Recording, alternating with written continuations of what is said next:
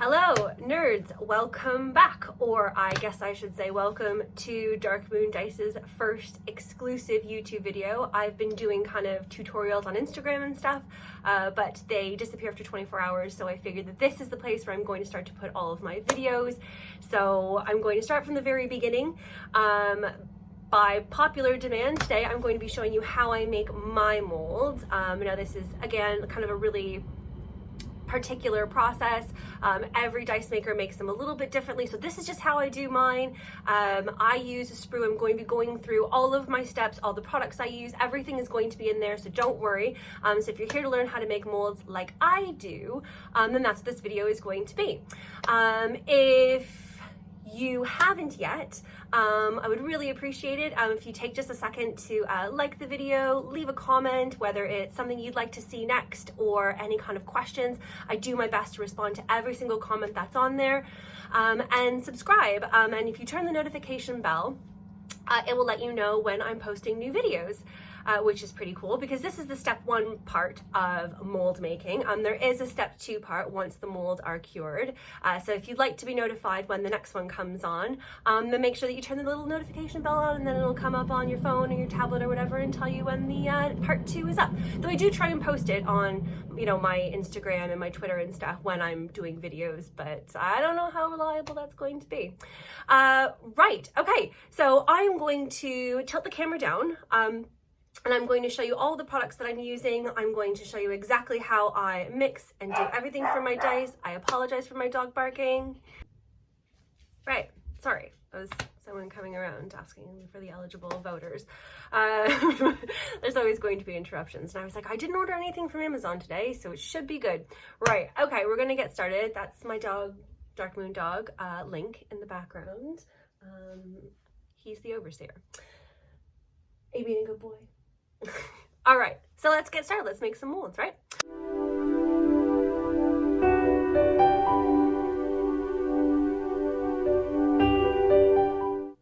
Okay, so this is what our molds are going to look like when they're done. I apologize, I already have clay on my hands if you're wondering why they look like that. I use Sorta Clear 12. This is a completely translucent silicone, and it's also quite flexible. I've used other silicones, but this is by far my favorite. I really like this because it is clear. If you're going to use these for UV resin, then it absolutely has to be clear. The other reason why I really like this is because when you have things inside, if you're putting in skulls or moss, you can see if there's bubbles. You can really check your placements. Like if you're going to put some little bats in, you might want to see where they're sitting around your mold. You can see if there's bubbles. You can see if your colors are kind of blending the way that you wanted them to. I would absolutely suggest going with a clear silicone. And again, this is the Sorta Clear 12. Nice and flexible, really, really easy to work with, and that's what I'm going to be pouring today. But before I start pouring, I'm going to show you how I set up my dice. Now, this is the exact same thing that I've done with, these are my master dice. And you can see that I've done the same process. However, these need to be sanded and polished all by hand. Now, this is how I do my molds. Now, you're probably thinking, this is going to ruin a set of dice. Yes, it is.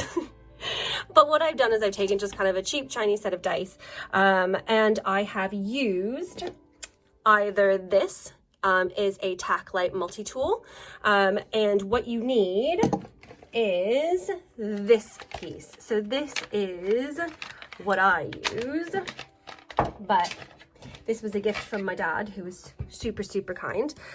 This is the Dremel that I use, and this is the tool specifically that you want. Now, you don't need to have something quite as intense as a Dremel unless you are planning into getting into a lot of dice making. This is really, really good for polishing as well. So I use this for more than just drilling into my dice, but this is the tip that you want. Okay, and what we're going to do is, I'm not going to do it on camera because it is very loud, and I'll show you, and you should be able to absolutely get the point. You're going to just turn it on low, and then what I do is that I drill on an angle in some, so you can see on my D4. Now, I use I make sure that I get like a clear set so that you can see where you're drilling into, and what I do is I use a little bit of a toothpick. I snip off, I'm going to show you on here, so this is my my custom D10. I snip off just the end of the toothpick because we don't want the really, really pointy bit, but we want to make sure that we have a really, really tiny sprue. So that's kind of what we're looking for. Then all I do is off to the side here, I just have a little bit of super glue and I'm just going to wet it. Like, you don't want a whole ton of super glue on there, just a little bit, or else it's going to kind of squeeze out the hole. Now the hole that you've made, all you're going to do is just kind of rotate and insert the toothpick in until it sticks, and that's it. You're going to let that sit and dry for 24 hours, just like that. There's no point trying to get them done any sooner. There's no point trying to get them done any faster, or else they're just going to fall out. But I mean, of course, if they do fall out, you already have the hole there. And then all I do once it has been 24 hours is I just take my snippers and I just snip off the rest of the toothpick. And it's as simple as that. Now I make sure that when I'm drilling in that my dice are pretty much standing up straight. I'm going to show you when I put them into my cups.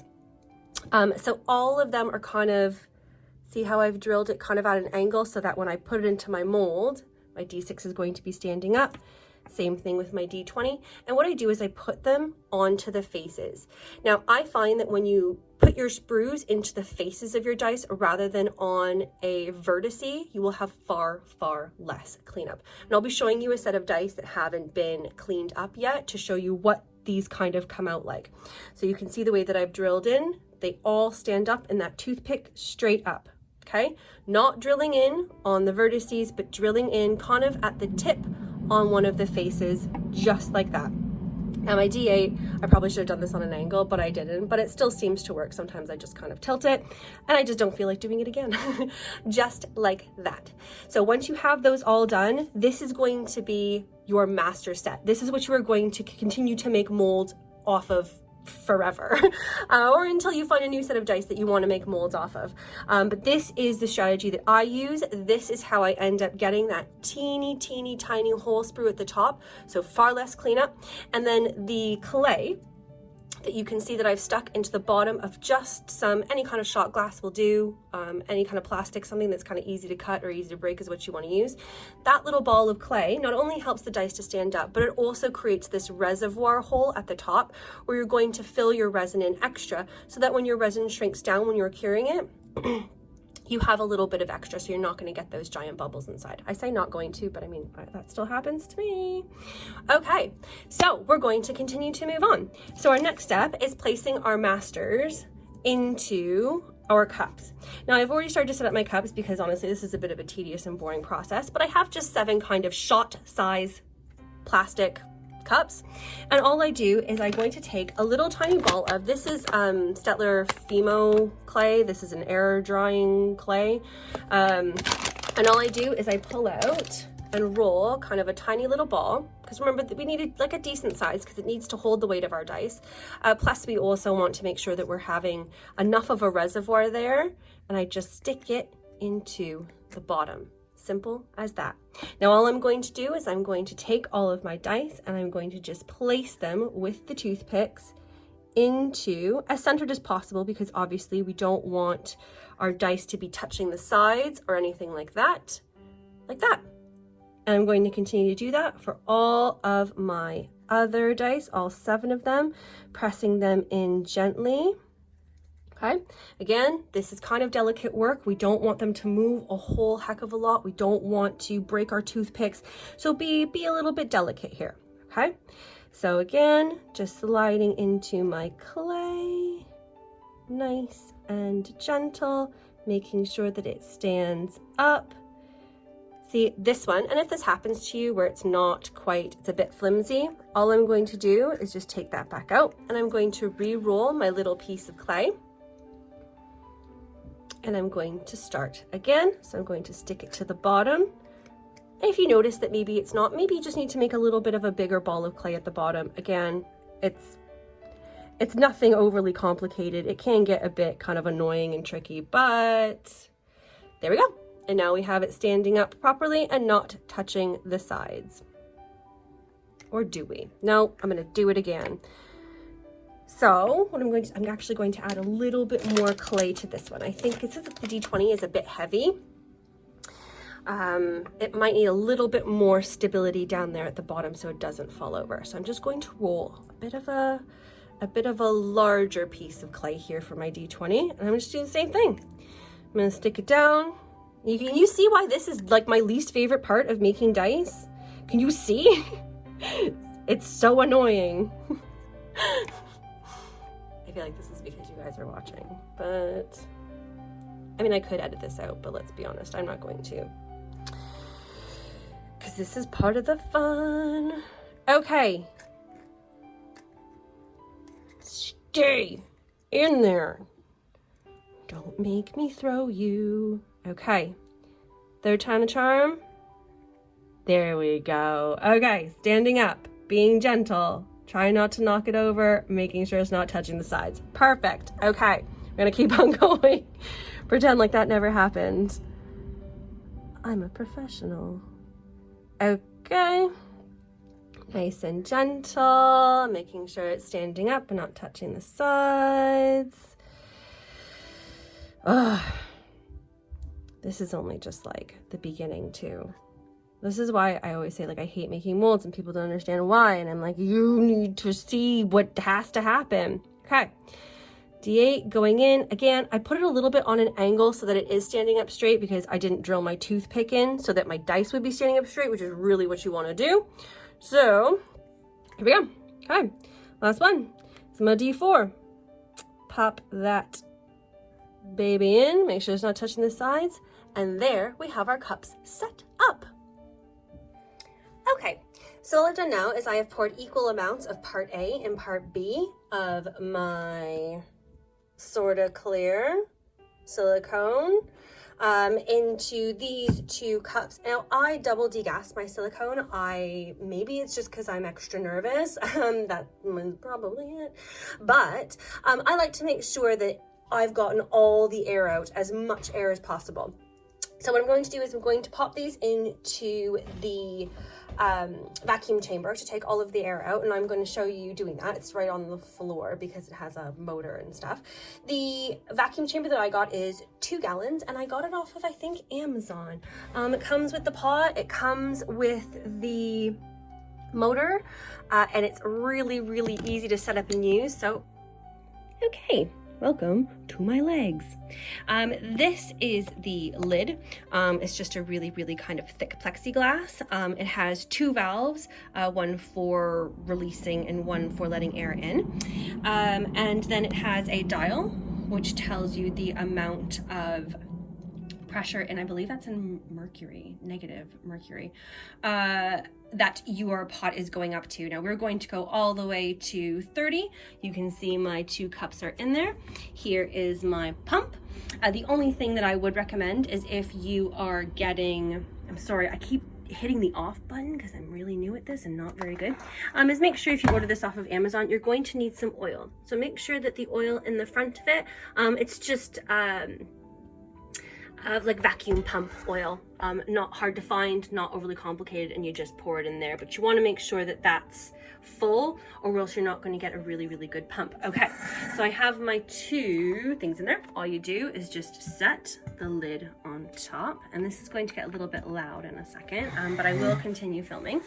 Now all I'm going to do is I'm just going to turn on my pump, and it's automatically going to start suctioning out the air, and you're going to see the dial go up really, really quickly. And we're going to go all the way. We're going to keep an eye on it because we don't want our silicone to bubble over. If it starts to get a little bit close to the top, all I do is just release some of the pressure. That's all there is to it. Nothing too difficult. So let's get a moving.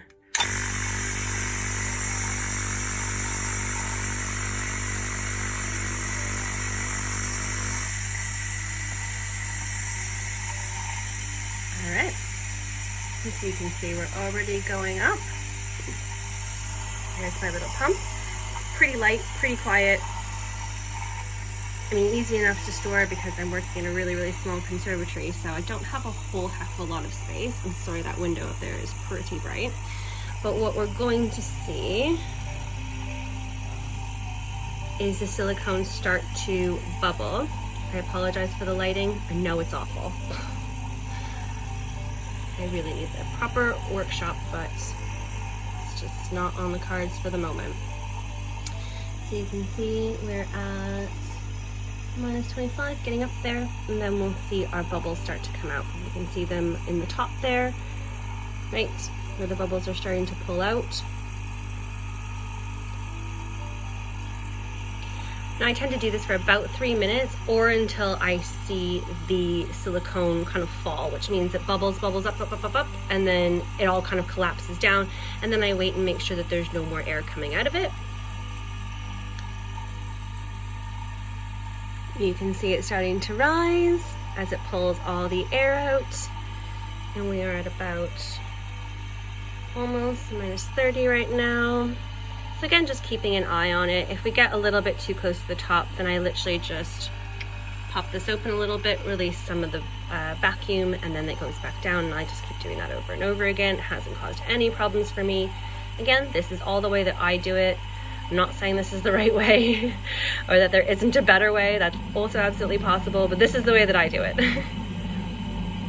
So we're going to keep vacuuming until all of those bubbles start to pop.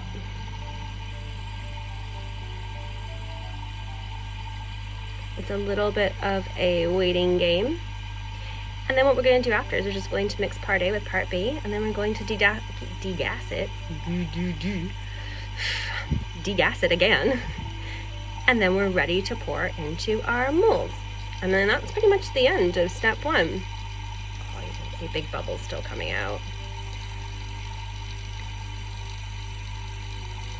Part 2 is going to be maybe tomorrow, if I can get it. But I do let my mold cure kind of for 24 hours.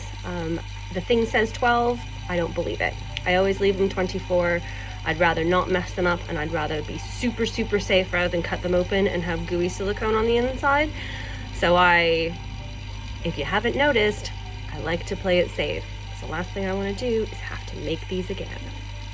Can you hear my stomach rumbling? Hope not. Hungry, 'cause it's lunchtime.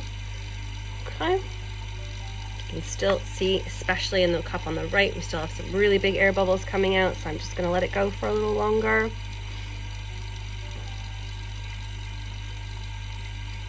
It's almost really surprising how much air there is in something where you just pour it into a cup and this is how much air is coming out of it.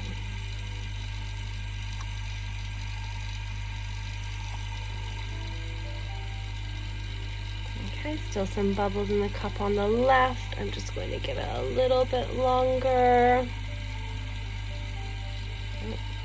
See, still some more bubbles. And again, this doesn't have to be perfect because this is the first degas. I'm going to degas again. Okay, that looks pretty good. So I'm just going to turn my pump off, and then I'm just going to release the pressure slowly, because this is letting air into the chamber, so we don't want to ripple or spill our cup.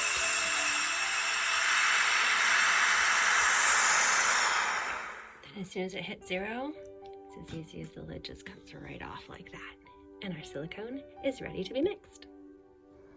Okay, so we are back up top, and all I'm going to do is mix part A and part B into my kind of larger reusable mixing cup.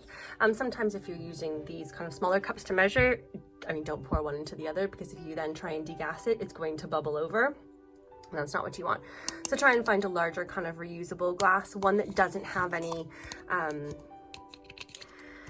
ridges on the inside is always best, but I know that's not always possible.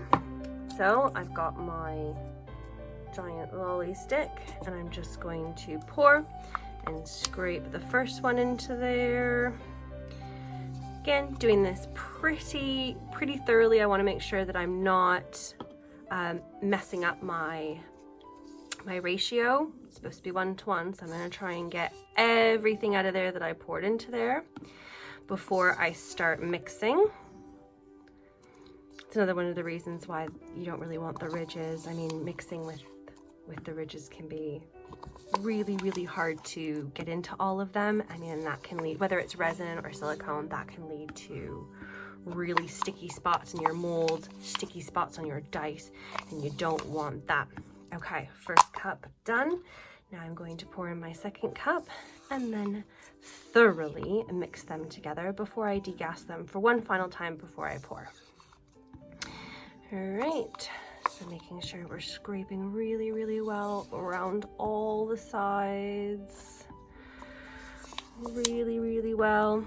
I double degassed because I found that when I was just single degassing, like after this step, I was still getting bubbles in there. So this is kind of the method that's worked for me. You might find that it's not something that you have to do, and that's great. But this is, again, just the way that I do it and the way that works for me. So if you're stuck, or if you need an idea, or if you're wondering why you might have bubbles, try double degassing. Okay, so we're going to mix this really, really, really well. I like to make sure that I'm kind of pulling up from the bottom. Again, I'm not overly concerned about putting air into here. Same thing with my resin mixture. When I mix it, I really just frap at it. But that's because I use a pressure pot and I use a vacuum chamber. I have people ask me, can you do this without a vacuum chamber? Yes, you can. I would suggest mixing a lot more gently. But if you want perfection, crystal clear molds, you have to have a vacuum chamber. You have to. It's just the way it goes. I think I got mine for, I think it was maybe 80 pounds or something, but I mean, it's worth every penny. I mean, and that's for the pot plus the motor. So I mean, I would, if this is something that you're really, really keen on doing, I would absolutely suggest investing in a vacuum chamber. And if you make any other kind of molds, like it doesn't have to be just for dice making, you can make molds out of anything, you know, expand your repertoire. Okay, I'm gonna keep mixing. Is that making you dizzy? Is that making you nauseous? The other thing is that if you are going to use a pressure pot, your molds need to be perfect. If you have bubbles in your molds and you put them in the pressure pot, it's going to distort and collapse your molds. So, kind of important. I mean, I've heard of people doing molds in a pressure pot. I've never tried it.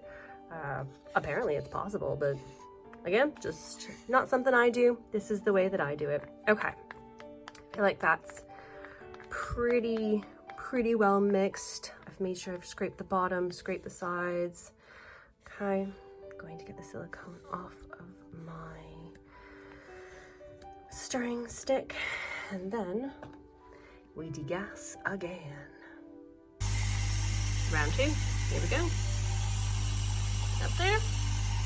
And again, I'm just going to watch it in case there's lots of bubbles. If it starts to come up too high, I'm just going to release a little bit of the vacuum and the bubbles will go back down. But again, this is just a little bit, sorry, my fingers keep covering the thing. How do people do this? Oh, I suck at YouTube. But you know what I don't suck at? Dice. But better that way. Okay. So once you get a little bit higher, that's when you really notice the bubbles start to come out. So once we start to get further towards minus 30, this is the same process no matter what silicone you're using. Just follow the directions on it. It'll tell you kind of how long you should be degassing for and stuff like that. But again, I apologize. Release a little bit of the air.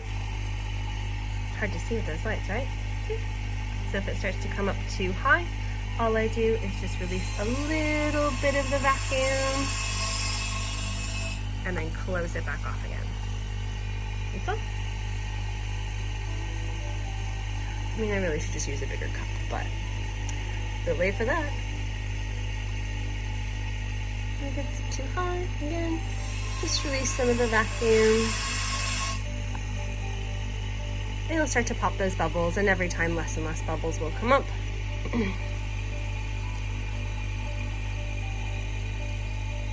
need to try and stick my giant head that way.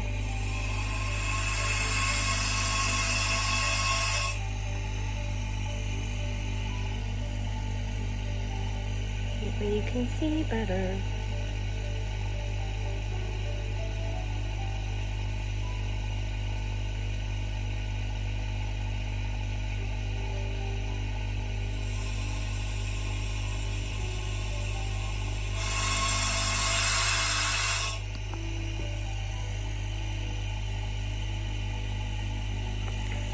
Sorry, this is all a bit boring.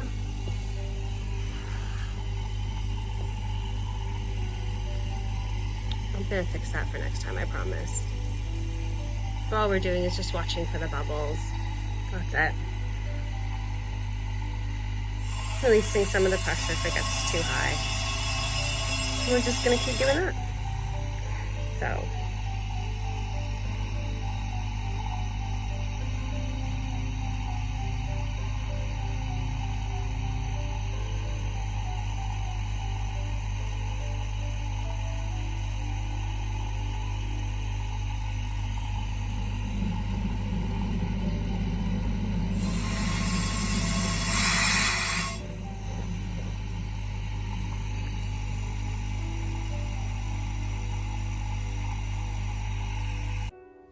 Okay, and here we are back up top with our completely bubble-free silicone. And I'm going to start pouring it into my molds, and that is about the end. However, there is one thing. Now, obviously, once we start pouring this into the molds, we're going to be introducing more air. Like, there's nothing you can do about that. But what I tend to do is I get these little, like, cocktail sticks, and I bend the little head down like that, and I use this to kind of encourage any bubbles that might get stuck underneath the sides of the dice. I kind of just encourage them up and out with this. So I'm going to start pouring. I am going to I've used like a flexible cup so I can kind of pinch and just pouring gently around the outsides. So we're trying not to introduce a whole lot more air by pouring slowly and from a height, but again, at some point, you know, there's not a whole lot you can do.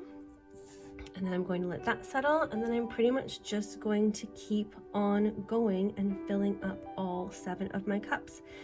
You want to make sure that your silicone is fully covering the top, especially on some of these ones that have points at the top. You want to make sure that your silicone isn't too shallow, or else you'll end up getting holes there. So you want to make sure that it's nice and thick enough.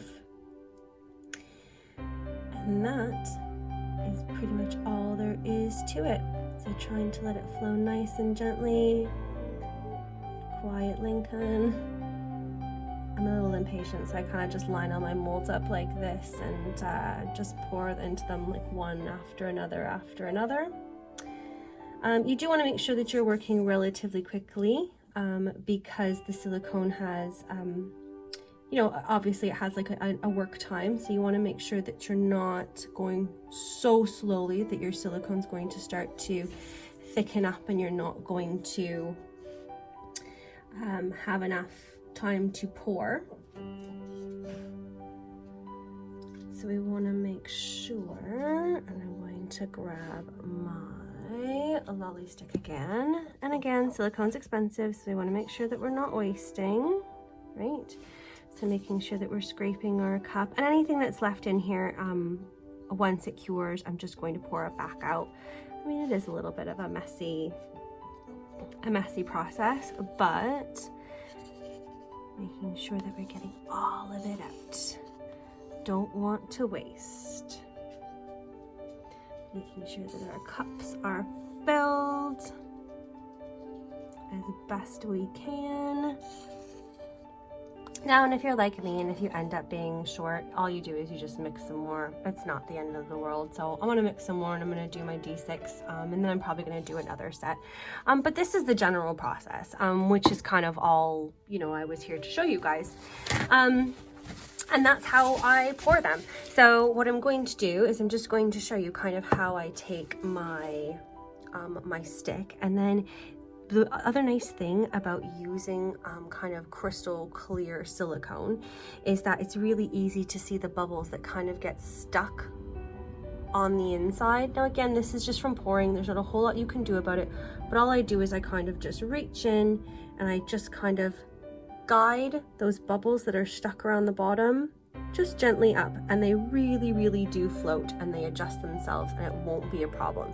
And that's pretty much all I do. Now I'm going to let these sit and cure for 24 hours, and then I'll be back tomorrow to show you the finished process, how I cut them, clean them up, and get them ready for actually making dice. And that is pretty much the end. It is a couple steps long in the process, and again, as you've heard me say a million times, it is my least favorite part of dice making to do, but it is absolutely necessary. This type of process can be used to make kind of molds of anything. It's also how I did my giant D20 mold, which I use for like my leftover resin scraps. I kind of put them in the giant mold, and then I make decorative D20 pieces because I don't like to waste anything. So really, with some toothpicks, some super glue, and your silicone, that's all you really need in order to do this. The vacuum chamber, again, like I said, isn't completely necessary, but it is exceptionally helpful because, I mean, what you get is absolutely crystal clear, zero bubbles, and for that you need the vacuum chamber. Degassing your silicone is really the only way to make sure that they are going to be perfect. So if it's not, like I said, like if it's something that you want to get into, dice making, then it really is a really good investment. The next video that I'm going to do once these have cured for 24 hours is I'm going to show you how I demold them, how I cut them, and how I finish them up and ready to go. Now before I end the video, I just want to show you, if you can see, this is my D20, and right there, oh, it's hard to see, is just the teeny tiny toothpick sprue. So when I'm cleaning up my dice, I don't have to clean up, you know, 5 sides where all the vertices meet on a D20. It's just the one side. It makes it so much easier. But I'll go through that, and you've probably seen that in my other videos. If you've watched my other videos about how I make dice, how easy it is to kind of clean up that one little spot. But I am going to be going through the second part of this. I am going to be doing how I sand and finish my dice. I am going to be doing all of those things. I'm sorry the videos are probably a little bit crappy right now, but I'm new to YouTube, so please bear with me. At least the information is there while I start to figure out how to kind of edit them and make them look nice. But it is something that I'm working on. So thank you so much for watching and joining me. Please don't forget to like or leave a comment, subscribe, turn on the little notification, just click that little bell if you'd like to be notified when I put up new videos, because I will be doing more processes, more tutorials, plus lots more stuff coming to this channel. We're trying to kind of in the process of setting up what I like to call like an adult, like a rated R D&D game. So that's going to be coming up as well on this channel. So lots more fun stuff coming for Dark Moon Dice. Not to mention that my Kickstarter dice should be, well, my designs have already been submitted, the new ones, but those should be, the factory pictures should be coming in soon. So all the kind of behind the scenes that's going on here at Dark Moon Dice. Yeah, so please make sure that you subscribe and like and click all those things. And I will be back soon with more videos. Thank you all so much for watching, and I hope you have a wonderful day. Goodbye.